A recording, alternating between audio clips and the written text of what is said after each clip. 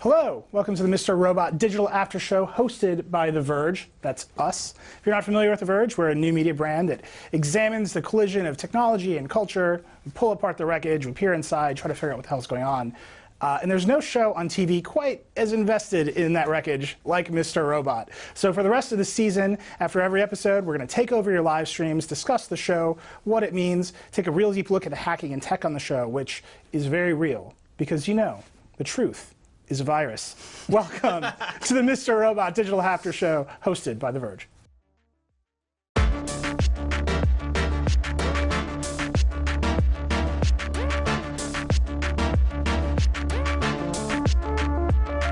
So everybody, I'm Nilay Patel. I'm the editor-in-chief of The Verge. For the next 25 minutes, we're going to break down the episode of Mr. Robot we just saw, talk about hacking and tech, spot some Easter eggs, which are really cool. But first, a quick little ground rule. What's really cool about our show is that we haven't actually seen any of the show beyond what you guys have seen, so we're right in it with you. But because we do get to see the episodes a little bit early to prepare for the show, we're going to try to really avoid any spoilers because we don't want to figure anything out too early, and we're going to try to stay away from fan theories because we don't want to confirm anything by accident. But we haven't seen anything beyond what you guys have seen, so there's still a ton to talk about. And I want to get right to it, introduce my two co-hosts. Emily Yoshida is the entertainment editor at The Verge. Emily, there's a lot to say about sort of the culture on Mr. Robot, what it means in the culture. Tell us a little bit about it. Yeah, I mean, I think the show really hit a nerve last year when it premiered.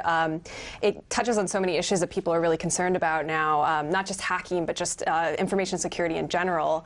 And I think also just artistically, the fact that it's such a singular vision from the creator, Sam Esmail, I mean, it's really kind of the start of what we're starting to see as auteur television. And this season, as many fans know, Esmail wrote many of the episodes, also directed all of them, and is the showrunner as well. So it's really a very personal vision, which is kind of cool to see on television.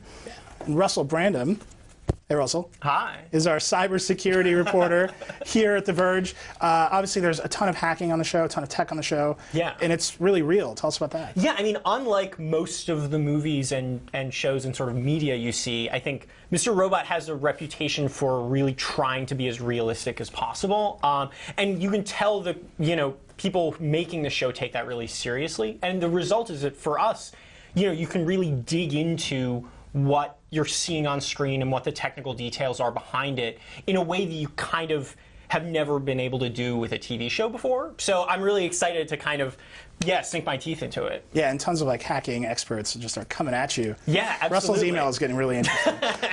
We're going to be trying to be connected to fans throughout the show. Emily, you want to talk about how people can talk to us? Yeah, tweet us your thoughts, your feelings, your questions at the hashtag #RobotAfterShow, and we'll be checking in with that later on the show. Also, it would not be a hacking show if we didn't have our own IRC channel. Freenode. Which is V Corp, which I just want to give credit to whoever came up with that name. We are V Corp on IRC. And we also threw out a Twitter poll on @The Verge, sorry, Verge. not Come on, The man. Verge. And with the burning question, I think the most important question on Mr. Robot, who is your favorite pet on Mr. Robot? So check that out, give us your answer, and we will check in to see who the winner is at the end of the show. But I want to get right into the episode because there are a few very, very big events, and we would be remiss if we did not give a sweet RIP to Romero. Romero's done, man. The Freaker. OG. Our Freaker. He was my favorite. I still don't know why they needed a Freaker in this day and age. Let's take a look at it. Wrong. Whoa, what the f is that smell, man?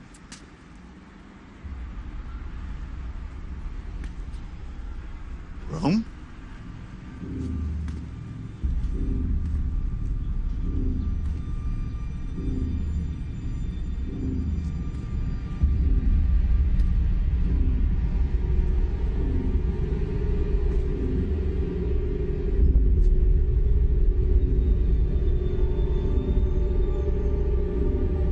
That's true, actually, yeah.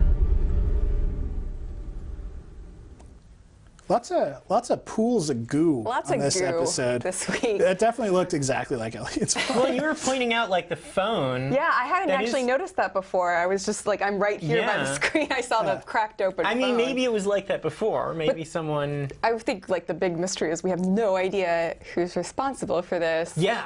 Yeah, and who there did are it or lots why? of people who probably would want to be after F Society right now, I would think. Yeah. Maybe just Evil a wide Corp wild guess. said mysteriously at the end of last season, we know the individuals responsible, right? So that would include Romero, and they might just decide that they wanted to kill him for whatever evil reasons they have. I think that was just bluster. I mean, yeah, but it is a little weird. Or it could be someone on the F Society side, right? It could be Mr. Robot, it could be Darlene. We kind of... Darlene, who's like, they're picking us off. Yeah. I won. Which is now true. Yeah. Yeah, so that was pretty big. But what I think we should kind of talk about the episode title. Yeah. Yeah. It's time for a segment, Unpack the Title. Unpacking the title.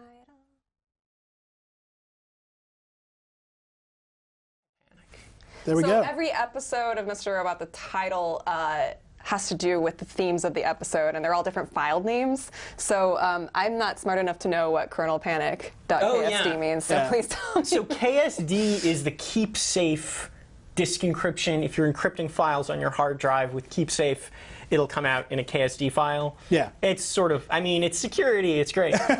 Kernel panic is kind of the more interesting In elite thematic speak, thing. In elite nonetheless. speak, which is, you know, if you're a hacker and you want to disguise it so only other hackers can read it, you change the E's to 3's. I could not read It's that a- without yeah, you telling me that exactly. title. Yeah, so and the kernel in a computer is sort of the deepest level of it. It's what talks to the metal, and the kernel panic, and Elliot talks a little bit about this in the voiceover, it's if you have a problem in the kernel, you have a very, very serious problem. And you've got to dig all the way down to get to it, and kind of everything must go at that point. And this is why you see these really sort of the worst things to see your computer doing, you know, the Yeah. blue screen of death and whatever. It's all sort of, a lot of times, kernel panic. Yeah, and what's interesting is we actually wrote a feature on Verge Entertainment talking to Sam Esmail, who said all of these characters, the show's about loneliness. All of these characters are super lonely. Yeah. And we Yeah. kind of see them begin to experience that loneliness and kind of glitch out Yeah. through the episode. So we should go through them. Obviously, first, Elliot. He Elliot's, was Yeah. literally glitching out. he actually I mean, says Kernel Panic. he's been awake for, what, 6 days on Yeah. Adderall by the end, and we actually have a clip because the Oh, screen, yeah. maybe viewers at home might have thought that the screen was, or their cable Yeah, was if going out you're or watching it on a stream, you're like, Yeah. oh man, my internet's bad. But no, it's in the episode. We should Let's run check it out. The burrowing, the nesting, the scream. Man, hold on. There's a bad boy sitting by one by them. He was back as it was. I know, Leon's talking backwards. This isn't good. So we got to talk about this, right? I mean, obviously, Elliot and Mr. Robot are. There's like a war, and he's trying to win the war by taking this Adderall. When he's been going to sleep previously, Mr. Robot's getting out, Yeah. and he's losing, right? He's it kind of trying seems to like he's dig losing. down to the bottom and get rid of Mr. Robot. I mean, it's not even that he's losing, it's that, like, you can't split. Yeah. Like, it is him. yeah. Right. Which is what Mr. Robot says. Yeah. Right. They don't see you; they see me. Yeah. Yeah. And this is the worst of it. Yeah, certainly. How much do you believe that he was happy for that first day on Adderall? I And he's like mean, skipping Full, around. oh, Who yeah. wouldn't be? No, it seemed great. He was Yeah. skipping around. He was loving life. He was enjoying Seinfeld. I gotta say, we were watching Twitter during the episode, and that speech about religion. Oh, yeah. Oh, people were loving You that. gotta know, like, we're up against the RNC. And so, like, the Twitter jokes Hit a about nerve. Elliot just, like, giving the Yeah. best RNC speech were amazing. But yeah, I think that got one of the biggest reactions on the show, actually, is Elliot freaking out and Yeah. delivering that speech. I mean, but really, I mean, Elliot is the only person who's like literally like digging up Yeah. the vomit out of spiritual vomit. Out of His oatmeal body. vomit. Yeah, yeah, that also got a fair amount of response. It was a little gnarly. But Angela also is in a weird spot right now. I think there's a lot Her of own kernel panic. Yeah, Yeah. I mean, she's cut off, like many of the characters are right now from everybody else. She's kind of, depending on your point of view, either undercover or actually has been bought over by Evil Corp. And so this week she was kind of put to the test by Price and taken to a dinner where she was actually sitting side by side with some people who were responsible for the death of her family. And he handed her the evidence. Yeah. I mean, that's like... Yeah, If or you and wanna it was put evidence of somebody in- extra sort of financial malfeasance. It Right. wasn't even just, they weren't going to go down for the bad thing, but you could get them to go down for the other thing if you play along with whatever Some real scheme. Elliot-ness move. Yeah. I will say, we saw a tweet that I felt deep in my heart, which is that Angela's expressions are exactly, something like, Angela's expressions are how I feel all the time, which I'm like, This is a Just good looks like that example. right here. yeah. vague horror and sadness, like constantly, very little speaking. But I did notice when we were watching it back this time, her expression changes after Price is like, kill your emotions. Basically. She does what he asks her to Yeah. do. I think she's in the toughest spot. Yeah. It's less like the emotional glitch out Elliot panic, and it's much more, who am I, what am I doing, And why we am don't I have doing it? the monologue to clue Yeah. us in on what's going Right, on. you with just her. have this like Well, and crazy then the other face. question is whether, I mean, so we've seen all these other Colonel Panics, right? I mean, everyone's going through the same thing. Darlene, sort of, she's also super isolated.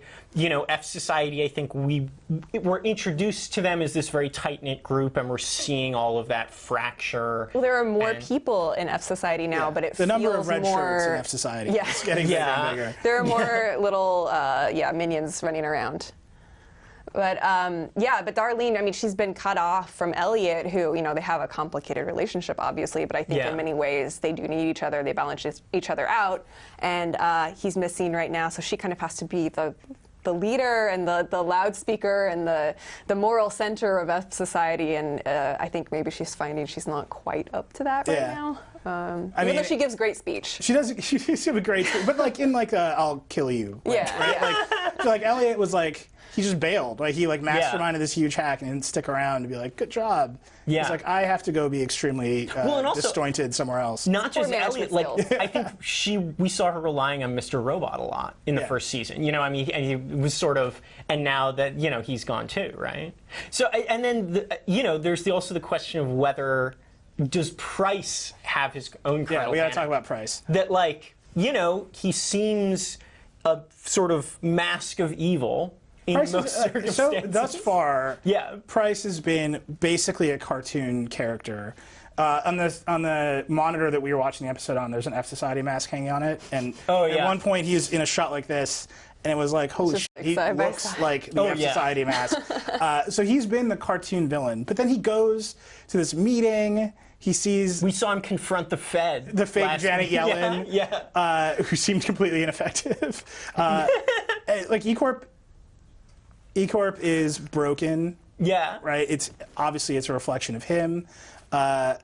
I don't know. Still gets his nice dinner. Is he as broken as everybody else? Is he going to finally start to become a character, or is he still this? He's at cartoon? risk of being broken, right? That's sort of what's interesting is that you feel like there is, you know, E-Corp is under threat right now. I feel like one of the things I like about this show, though, is that the villain is such a evil cipher. Like, there's really no depth. It's not like we need to figure out what makes him evil or what makes him tick. It's like he's a non-issue. He is evil. We take that for granted. We can figure out the nuances of everybody else on the board. And we have some newish people to discuss. So my favorite, FBI agent Dom DePiero. Dom Piero. Dom DePiero. Piero. Piero. Because otherwise it rhymes with Romero, and it's very It's confusing. very confusing. So obviously the big reveal in the episode, Dom figures out where Yeah. society was located. Yeah. Which you would think someone else would have.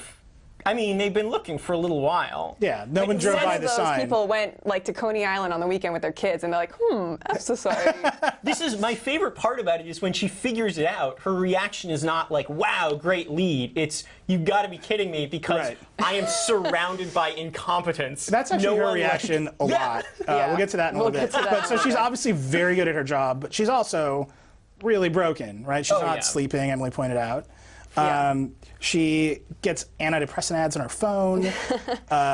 She's having some hot chat sessions while also talking to her Alexa, her She has an Amazon Alexa. Echo. We got to talk about this. So Oh, yeah. this is kind of interesting. So I don't know if you guys know this. Amazon is the exclusive like streaming provider of Mr. Robot. So as part of the deal of getting the exclusive for Mr. Robot, Amazon got this placement. And we were looking at the Twitter, and everyone noticed that it was a placement. Yeah. But it's really well done, and Sam Esmail like clearly had some like feelings about wacky it. ideas about using the placement. But in the big scene with Dom, where you catch her masturbating, at the end of it, she asks the Echo a question. Obviously, we're The Verge. We've been writing about the Echo forever. What caught me was, unlike, say, Siri on the iPhone, the Echo is like known. Alexa is not known for having this like she lit up. Hey, Our special we'll get guest. to you in a minute.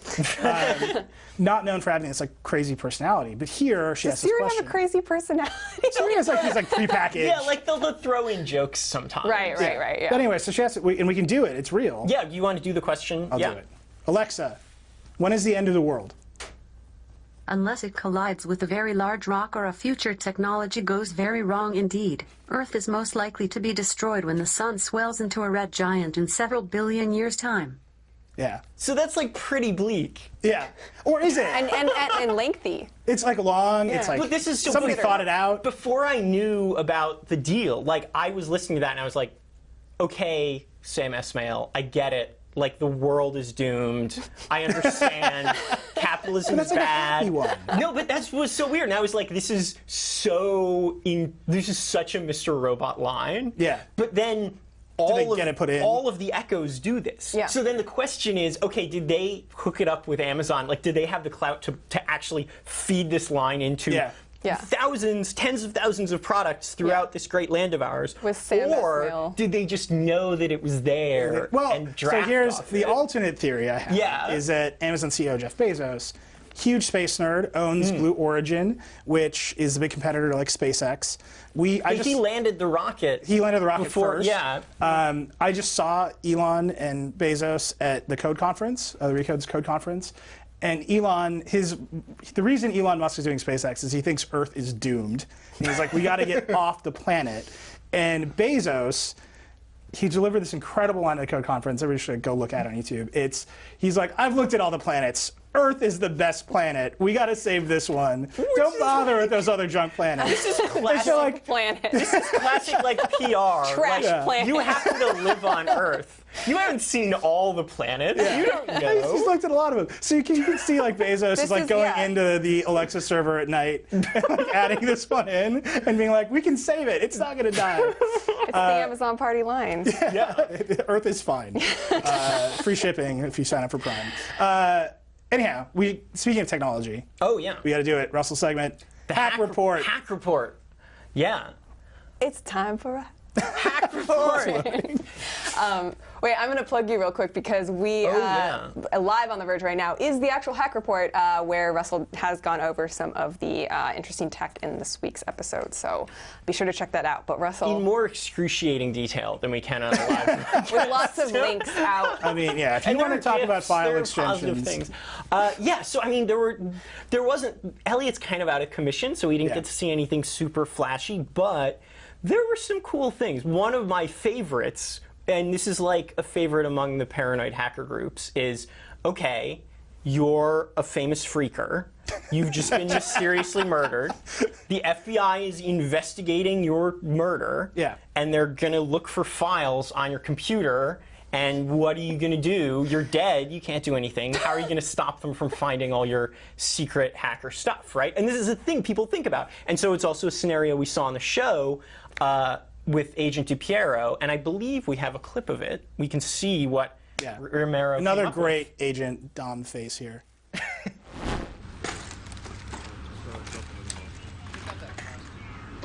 What are they doing? It's forensics. We found his desktop unlocked. Once we're done analyzing it, we'll send over a full report. Did you have them check if the ports were modified at all before using them?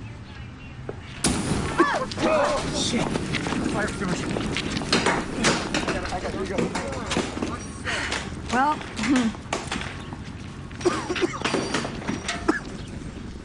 here's my card in case you find anything else.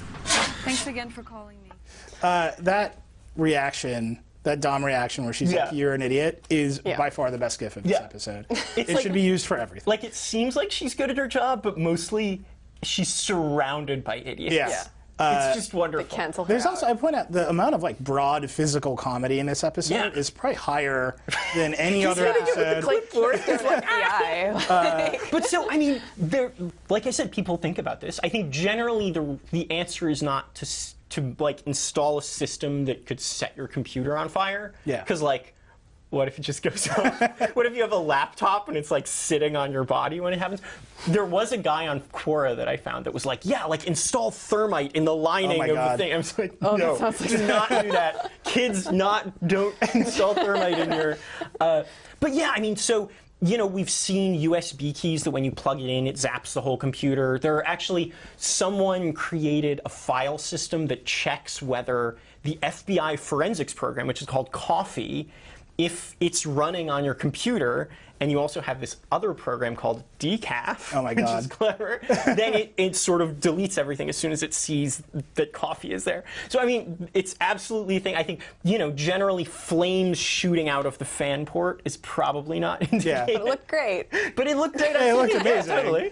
And so one of the other ones, this is not a hack proper, but I think, a lot of stuff gets hacked on the show, and when you see a device that's introduced, you start to wonder. And so when we saw Ray sort of sitting by himself but talking to someone else, we also got a close-up of his dialysis machine. Yeah. And so clearly, in part, they wanted us to know that Ray is on dialysis and has this thing, but they also wanted to know that, hey, here's this machine that he's plugging, he requires to live. And man, it doesn't look like it gets patched an awful lot. Like, And I wonder Ray if... clearly doesn't like have a bunch of technology. He's like beating up some poor sysadmin. Well, which we'll get to in a Yeah, second. But yeah, I mean, so again, I don't know, like as you said in the beginning, we haven't seen anything past this episode, but it did sort of make me wonder, especially since medical technology, we've seen in the news, doesn't get patched a lot. There have been a lot of vulnerabilities, and those vulnerabilities tend to last for a really long time. And so it would be a realistic hack if they decided to go after it.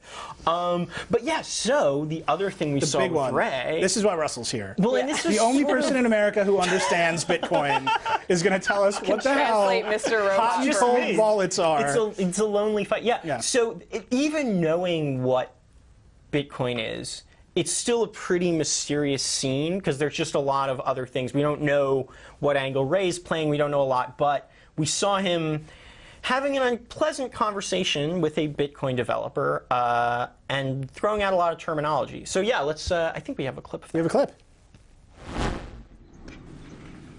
They keep emptying the Bitcoin wallets, and the server keeps crashing, and I don't know how to stop it. I only know basic network security measures. You have to find someone who can migrate the site to another, more secure location and set up a system of hot and cold wallets. Please. All right. Hot, cold wallets. It's just Sometimes I wish just that walk there me were through it. subtitles under this, just so we could. That's the thing. It's like really complicated. The actor does a good job, but he's struggling. He's struggling, and he's like talking low. Well, he's also because been beaten to a pulp. He's been beaten to a pulp, and then I mean, it's just there's just a lot of jargon. So okay, the context is Ray wants the site back up. Yeah. But as we found out from his speech, every time they bring the site up, money gets stolen from their Bitcoin service, which is a thing that happens to Bitcoin services, not Like, all of them. All the time, But though. yeah. Like, Russell and I had these conversations where he's like, oh, another It's Bitcoin wild. heist for $10 million. I'm like, is that the biggest one ever? And Russell's like, no, not even close. No, it's like hundreds of millions. I mean, Yeah. Mt. Gox is the biggest one, but the general thing is Bitcoin, as with any service, it's a lot easier to start something than to defend it. And in the case of Bitcoin, because it's actual money, or anyway, it's some form of money, if you can hack it, then you get all the money that was in the wallet, right? So when they talk about hot and cold wallets, the cold wallet is like, I have this string of digits that no one else has, and without that string of digits, you can't do anything with this. Yeah. And so it's cold, no one can get it. It's like buried in a... Yeah, it's the gold bars in your safety deposit box. It's safe. Hot wallets are like, well, you need to spend this money at some point, that's the point of money. And so it's sort of like cash in your wallet, and it tends to be easier to steal. And so generally the problem is hot wallets. They're migrating the site, they're going to fix it. I don't know. I mean, this guy isn't going to fix it. So that sort of leads to the bigger question of... It's good. There's going to be a Bitcoin plot this season is the main thing. We got to talk... Well, that's the thing. So Ray needs this guy. Yeah. But he can't someone do other the than job. this guy. Because this guy's like, I don't know, this is... And he's talking to Elliot. Yeah. Well, clearly he needs somebody better than this poor nerd. Yeah. What's going on with Ray? Yeah, I mean, I don't know. He's clearly involved in some kind of illegal activity. We can guess. I mean, he's got people who beat people up, and they're dealing with Bitcoin, which is often used. He's the nice guy. He prefers very positive nice, reinforcement. But I'm just after someone unrelated has beaten the guy up. Right, but he knows who Elliot is. He knows what Elliot can do. Not that many people in the world know that, and now Ray knows even more about him because he has his journal.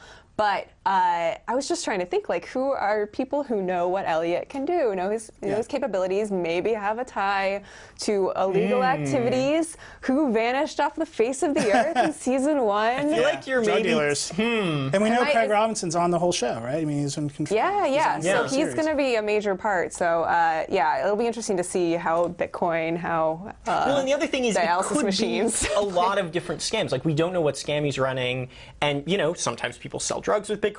But I mean, also a lot of run-of-the-mill hacks like ransomware and other things we've seen in the show. Bitcoin sort of is often used as a payout, so we don't have a lot of clues as to what he's doing. Right. Well, I think the message here is to be safe with your Bitcoin.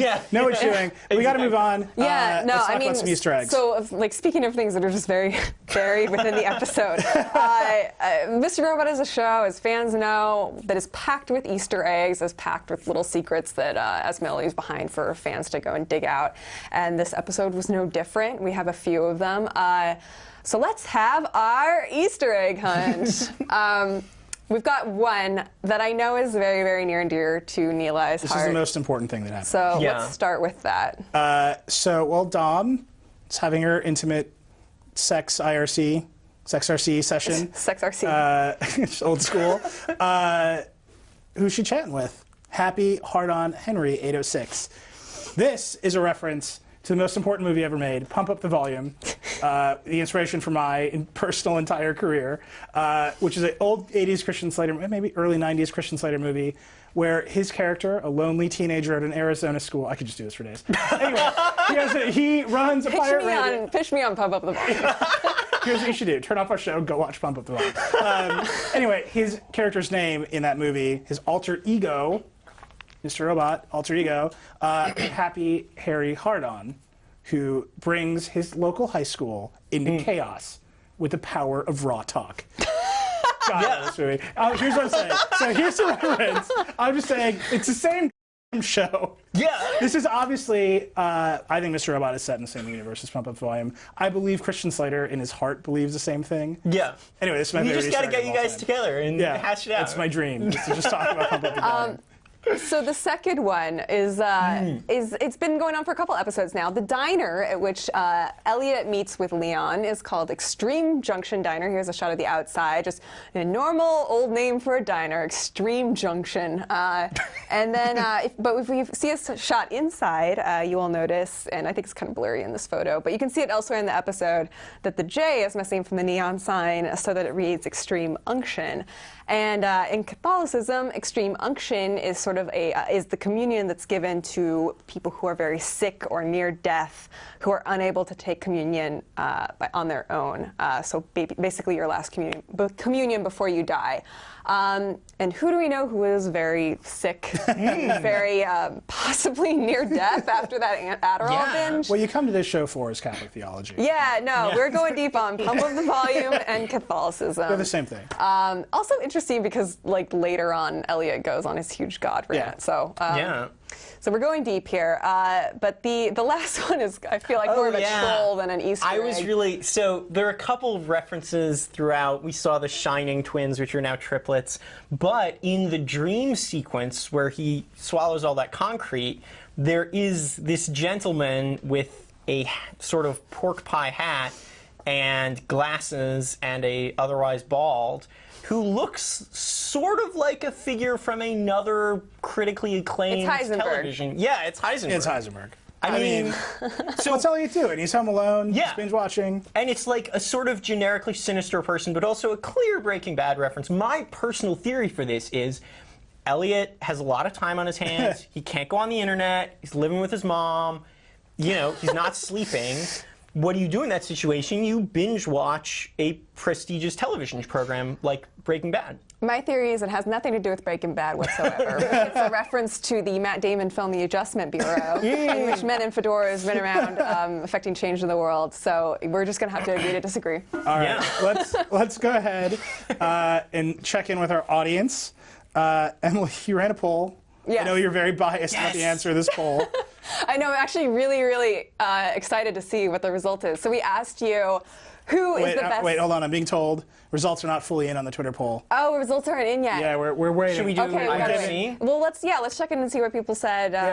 So a lot of people IRC pointing out. Chat has been So here's the first madhouse. one. Yeah, the IRC chat's a madhouse. A lot of people just want to know how I feel about headphone jacks, and my answers are great and they shouldn't go away.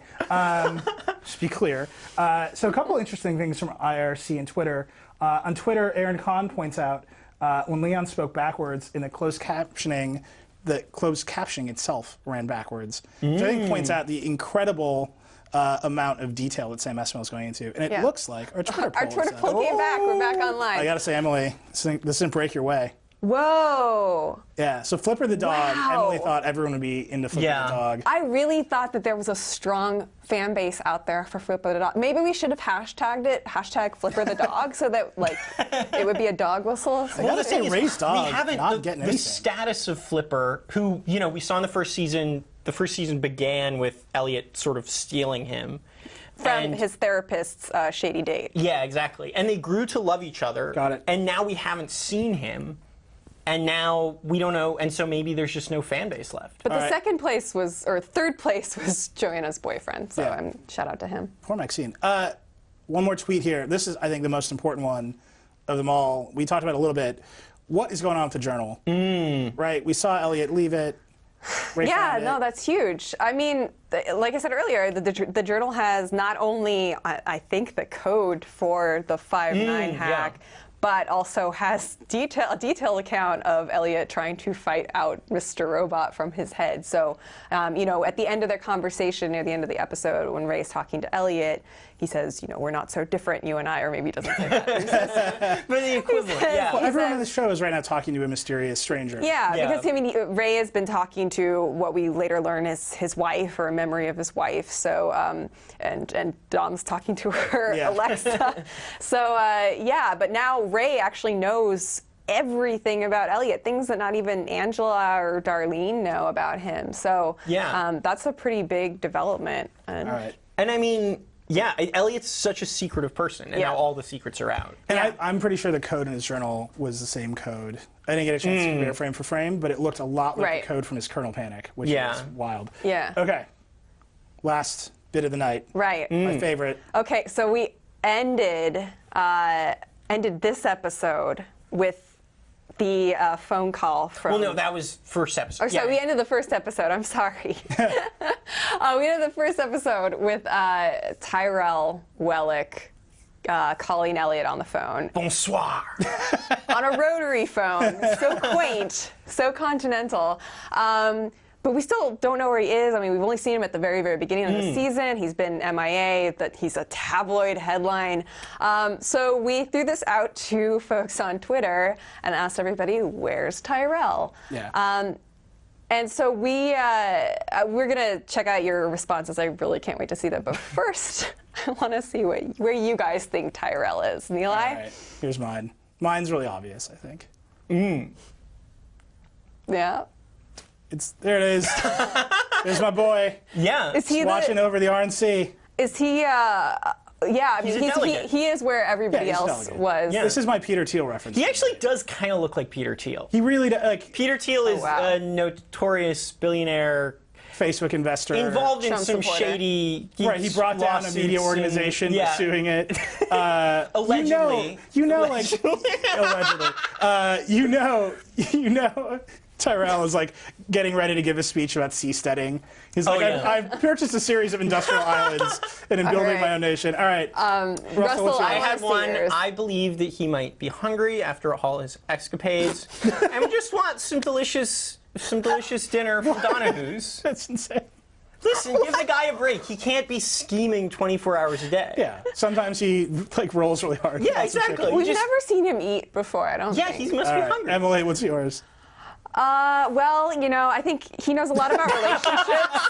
I think he's there to help Jay-Z and Beyonce through, what's obviously been a rough patch for them. So he's joined them Yeah. at a Nets game. I think that give back. he's on Team Taylor. He's in that picture wearing like an American flag bikini. He's wearing the I Heart T-Swift shirt that Tom Hiddleston was wearing. Yeah. Anyway, so we've got the GIF out. It's on the Verge channel. It's easy to use. Just take it, make it. Hopefully we'll show some of our favorites next week. And that's it for us, which is crazy. I can't believe we've done this whole show already. But we'll be back every week after Mr. Robot. Mr. Robot airs at 10. We are live on whatever streaming platform you are watching this on right afterwards. And we desperately want to hear from you, so tweet at us at #RobotAfterShow or our individual Twitter accounts. I'm at Reckless, Emily's at Emily Ishida, Russell at Russell Brandon. yes. And if with your Tyrell picks, be sure to tweet at us with #Where's Tyrell, so yeah. we can be sure to find them. That's important. That's it. Remember, thanks for coming. We'll see you next week. Talk the hard. truth is a virus. Talk hard.